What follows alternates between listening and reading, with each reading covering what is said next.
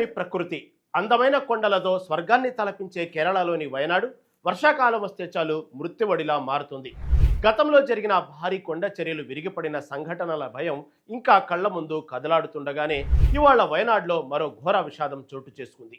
భారీ వర్షాల కారణంగా కోజికోడ్ వయనాడుకు కలిపే కీలకమైన టన్నెల్ రోడ్డు నిర్మాణ స్థలంలో ఒక్కసారిగా కొండ చర్యలు, బురద, భారీ రాళ్లు విరిగిపడ్డాయి. ఈ ఘటన కేరళ రాష్ట్రాన్ని ఒక్కసారిగా ఉలిక్కిపడేలా చేసింది. ఈ దుర్ఘటనతో మొత్తం ప్రాంతం అంతా హాహాకారాలతో నిండిపోయింది. రెస్క్యూ టీములు వెంటనే రంగంలోకి దిగి గల్లంతైన వారి కోసం తీవ్రంగా గాలిస్తున్నాయి. ఇప్పటి వరకు అందిన సమాచారం ప్రకారం 4 మృతదేహాలను వెలికి తీశారు. మరికొంతమంది శిథిలాల కింద చిక్కుకొని ఉండవచ్చని అధికారులు ఆందోళన వ్యక్తం చేస్తున్నారు. వయనాడు జిల్లా మెప్పాడి సమీపంలోని కల్లడి వద్ద ఈ ఘోర ప్రమాదం జరిగింది. మలప్పురం, వయనాడు జిల్లాలను కలిపే ప్రతిష్టాత్మక అనక్కంపోయిలు, Kalladi, Meppadi tunnel road project పనులు ఇక్కడ కొన్నాళ్లుగా జరుగుతున్నాయి. ఈ సొరంగ మార్గం అనేది కేరళ ప్రభుత్వానికి ఒక ప్రతిష్టాత్మక ప్రాజెక్టు. దీని నిర్మాణం వలన కోజికోడు, వయనాడు మధ్య దూరం గణనీయంగా తగ్గుతుంది. అంతేకాదు, రవాణా సౌకర్యాలు మెరుగుపడతాయి. ముఖ్యంగా పశ్చిమ కనుమలలోని ఈ ప్రాంతం పర్యాటకానికి కూడా ఎంతో ప్రసిద్ధి. అయితే నిర్మాణ పనులు జరుగుతున్న కొండ ప్రాంతం కావడంతో వర్షాకాలంలో ఇలాంటి ప్రమాదాలు జరిగే అవకాశం ఉంటుందని నిపుణులు ఎప్పటి నుంచో హెచ్చరిస్తున్నారు. గతంలో కూడా కేరళలో అనేక చోట్ల ఇలాంటి భూపాతాలు జరిగి భారీ ప్రాణ నష్టం, ఆస్తి నష్టం సంభవించాయి.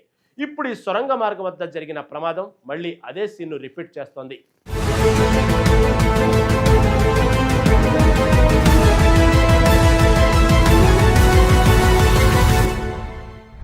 ఎగువ నుంచి వేగంగా దూసుకొచ్చిన బురద, శిథిలాలు నేరుగా ప్రాజెక్టు సైటు మీద మీనాక్షి బ్రిడ్జి వద్ద ఉన్న రోడ్డుపై పడ్డాయి.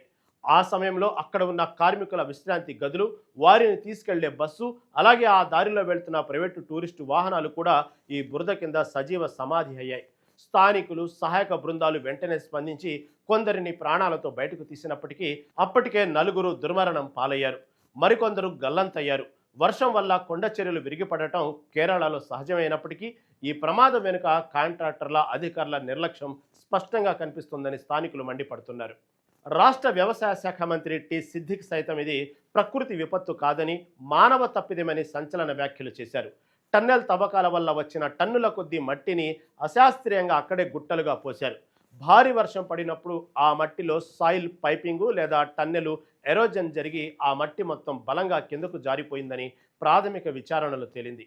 వర్షాకాలంలో పనులు నిలిపివేయాలని, తగిన జాగ్రత్తలు తీసుకోవాలని జిల్లా కలెక్టర్ కోంకణ్ రైల్వేస్కు ముందుగానే రాతపూర్వకంగా హెచ్చరికలు జారీ చేసినా వారు సరైన రక్షణ చర్యలు తీసుకోలేదనే ఆరోపణలు ఇప్పుడు తీవ్రమవుతున్నాయి.